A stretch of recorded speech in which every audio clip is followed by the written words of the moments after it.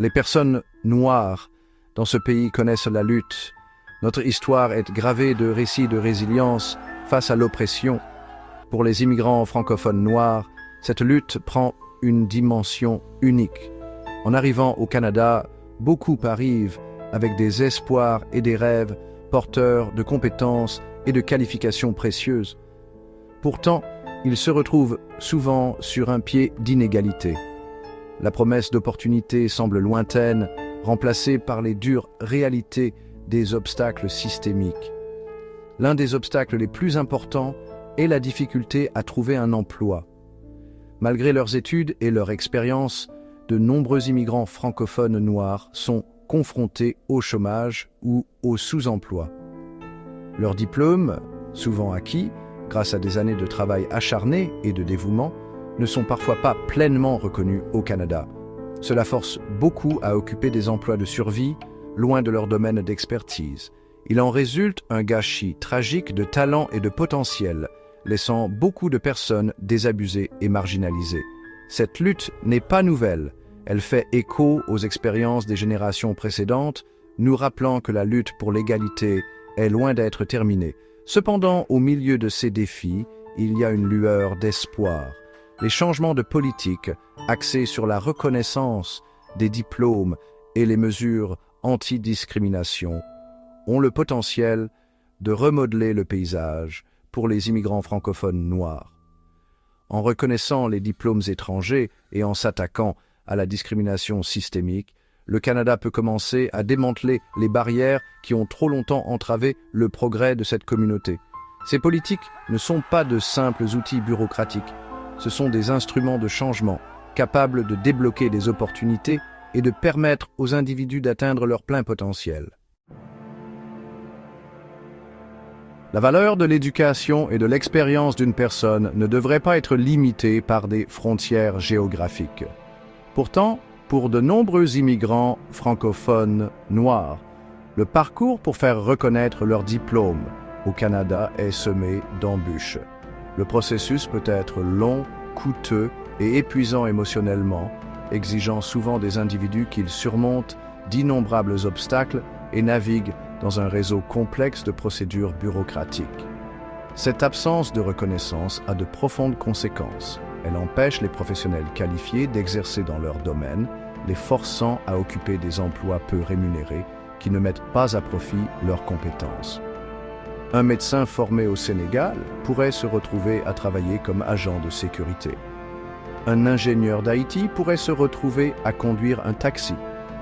Les implications économiques et sociales sont considérables, non seulement pour les individus, mais aussi pour la société canadienne dans son ensemble.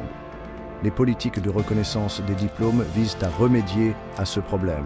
En simplifiant le processus d'évaluation des diplômes, ces politiques peuvent aider à libérer le potentiel des immigrants qualifiés. Elles peuvent réduire le temps et les coûts associés à la reconnaissance des diplômes étrangers, facilitant ainsi l'entrée des individus sur le marché du travail dans leurs domaines respectifs. De plus, la reconnaissance des diplômes étrangers envoie un message puissant d'inclusion et de respect pour les compétences et l'expérience que les immigrants apportent. Elle reconnaît la valeur qu'ils ajoutent à la société canadienne et ouvre la voie à leur pleine participation au marché du travail. Ceci, à son tour, peut mener à la croissance économique et à la prospérité, bénéficiant non seulement aux immigrants francophones noirs, mais à tous les Canadiens. Même avec des diplômes reconnus, les immigrants noirs francophones se heurtent à un autre obstacle, la discrimination systémique. Elle s'insinue dans le tissu même du marché du travail, se manifestant par des biais subtils et des préjugés manifestes. Des pratiques d'embauche aux possibilités de promotion. Les règles du jeu sont souvent biaisées à leur encontre. La formation sur les biais inconscients, les quotas de diversité et les programmes de mentorat ne sont que quelques-unes des initiatives qui peuvent être mises en œuvre. Ces programmes visent à créer un environnement de travail plus inclusif, où les individus sont jugés sur leur mérite et non sur la couleur de leur peau ou leur accent. Les programmes de lutte contre la discrimination ne consistent pas à accorder un traitement préférentiel. Ils visent à uniformiser les règles du jeu. Il s'agit de garantir que chacun ait une chance égale de réussir, quelle que soit son origine.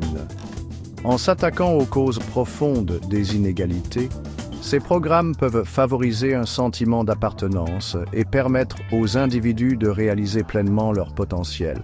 De plus, la création d'un milieu de travail plus inclusif profite à tous. Elle favorise la diversité des idées, ce qui conduit à une plus grande innovation et créativité.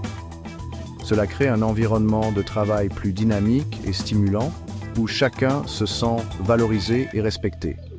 En adoptant la diversité et l'inclusion, le Canada peut libérer le plein potentiel de sa main-d'œuvre et bâtir une société plus juste et équitable pour tous. Quatrième partie. Les deux faces d'une même pièce. Le pouvoir de l'action combinée.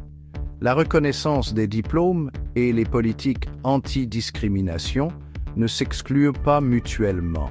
Elles sont les deux faces d'une même pièce. Tandis que la reconnaissance des diplômes s'attaque aux obstacles formels à l'emploi, les politiques anti-discrimination s'attaquent aux obstacles informels et souvent invisibles qui persistent sur les lieux de travail. Imaginez une femme francophone noire arrivant au Canada avec un diplôme d'ingénieur. Même avec ses qualifications reconnues, elle pourrait encore être confrontée à de la discrimination lors des entretiens d'embauche ou passer à côté de promotions en raison de préjugés inconscients. Cela souligne l'importance de s'attaquer aux obstacles formels et informels. Lorsqu'elles sont mises en œuvre ensemble, ces politiques créent une puissante synergie. La reconnaissance des diplômes ouvre la porte à des opportunités, tandis que les politiques antidiscrimination contribuent à garantir que les individus soient traités de manière juste et équitable une fois qu'ils ont franchi cette porte. Cette approche combinée est essentielle pour créer un changement significatif et durable dans la vie des immigrants francophones noirs. L'objectif n'est pas simplement d'intégrer les immigrants au système existant, il s'agit de transformer le système lui-même pour qu'il soit plus inclusif et équitable. Cela nécessite une approche multidimensionnelle s'attaquant à la fois aux symptômes et aux causes profondes des inégalités. En travaillant ensemble, les décideurs politiques, les employeurs et les communautés peuvent créer un Canada où chacun a la possibilité de s'épanouir, quelle que soit son origine. Cinquième partie, histoire d'espoir, aperçu du changement, impact projeté. L'impact de ces politiques, bien qu'encore en cours, se manifeste dans la vie des immigrants francophones noirs à travers le Canada. Prenons, par exemple, l'histoire d'Aïssatou, une jeune femme arrivée du Sénégal avec un diplôme en éducation. Malgré ses qualifications, elle a eu du mal à trouver du travail dans son domaine. Le processus de reconnaissance de ses diplômes semblait décourageant et coûteux. Découragée mais déterminée, Aïssatou a décidé de s'inscrire à un programme de transition conçu pour aider les enseignants formés à l'étranger à naviguer dans le système canadien. Le programme, associé aux récentes modifications de politique qui ont simplifié le processus de reconnaissance des diplômes, lui a fourni le soutien et les ressources dont elle avait besoin. Aujourd'hui, Aïssatou est enseignante en immersion française dans une école primaire locale, partageant sa passion pour la langue et la culture avec une nouvelle génération. Son histoire témoigne du pouvoir transformateur de ces politiques. Il y a aussi Jean-Pierre, un mécanicien qualifié originaire d'Haïti. Malgré ses années d'expérience, il a eu du mal à trouver du travail dans son domaine en raison de préjugés à l'embauche. Il a souvent été confronté au scepticisme et aux doutes lors des entretiens d'embauche, les employeurs remettant en question la qualité de ses compétences.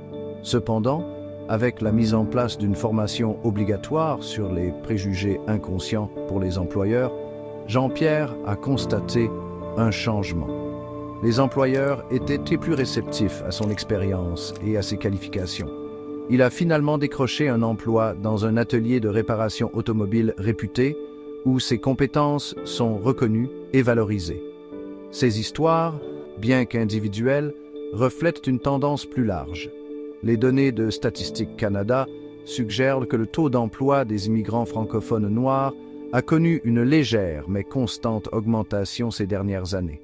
Bien qu'il reste encore beaucoup de chemin à parcourir, ces premiers signes de progrès offrent une lueur d'espoir. Section 6, un avenir forgé ensemble vers une prospérité inclusive. L'avenir du Canada est intimement lié au succès de ses immigrants. Les immigrants francophones noirs, avec leurs compétences, leurs expériences et leurs points de vue variés, ont le potentiel de contribuer de manière significative au tissu économique et social du pays. En investissant dans la reconnaissance des diplômes et les politiques anti-discrimination, le Canada n'aide pas simplement une communauté spécifique, il investit dans son propre avenir. Ces politiques sont essentielles pour bâtir une société plus inclusive et prospère où chacun a la possibilité de réussir. Les avantages s'étendent au-delà du domaine économique. En créant une société plus accueillante et plus équitable, le Canada renforce sa cohésion sociale et améliore sa réputation de chef de file mondial en matière de diversité et d'inclusion.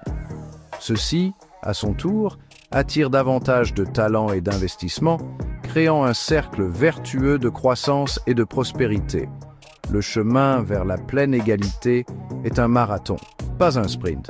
Cela exige un engagement soutenu de tous les paliers de gouvernement, ainsi que du secteur privé et de la société civile. L'objectif ne devrait pas être simplement de combler le fossé, mais de créer une société où de tels fossés n'apparaissent jamais. Septième section, le travail inachevé, maintenir l'élan. Bien que les progrès réalisés soient encourageants, il est crucial de reconnaître que le chemin est loin d'être terminé. La lutte pour l'égalité exige une vigilance constante et un engagement envers l'amélioration continue. Les politiques doivent être régulièrement évaluées et mises à jour pour garantir leur efficacité à relever les défis en constante évolution auxquels sont confrontés les immigrants francophones noirs. Plus que de simples politiques, cela exige un changement fondamental des attitudes et des perceptions.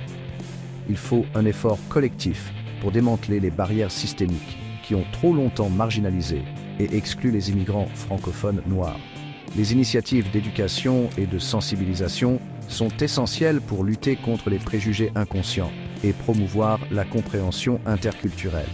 La création de plateformes de dialogue et de collaboration entre les immigrants francophones noirs et les institutions établies peut contribuer à favoriser un plus grand sentiment d'appartenance et d'objectifs communs.